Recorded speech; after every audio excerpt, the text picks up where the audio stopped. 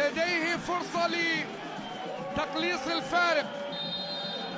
فارس الظفرة لديه الرغبة للعودة للمباراة.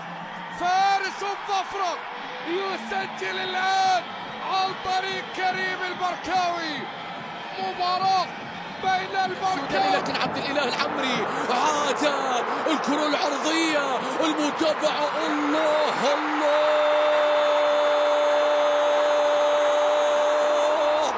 أرسلت المغرب منتخب الكرة. شوف الهفوة الدفاعية، شوف قطع الكرة أولا لكن التمريرة البركاوي خطفها، عادت من السيوداني وصلت إلى الكريم، وصلت هنا إلى كريم بركاوي.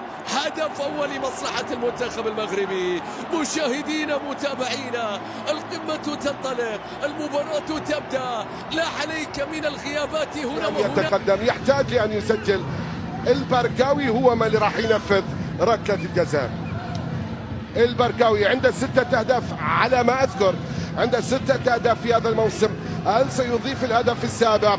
راح نشوف. البركاوي في مواجهة العامري، هل يتقدم الفارس؟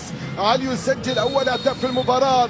البركاوي في مواجهة العامري. البركاوي أوه نعم، أدخلها للمرمى. بركاوي يسجل هدف المباراة الأول ويتقدم الفارس.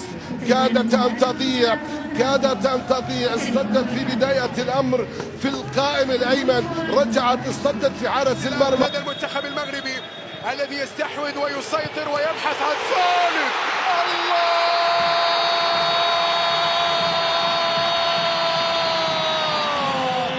ثلاثة للمغرب. المغرب لا شيء لجزر القمر.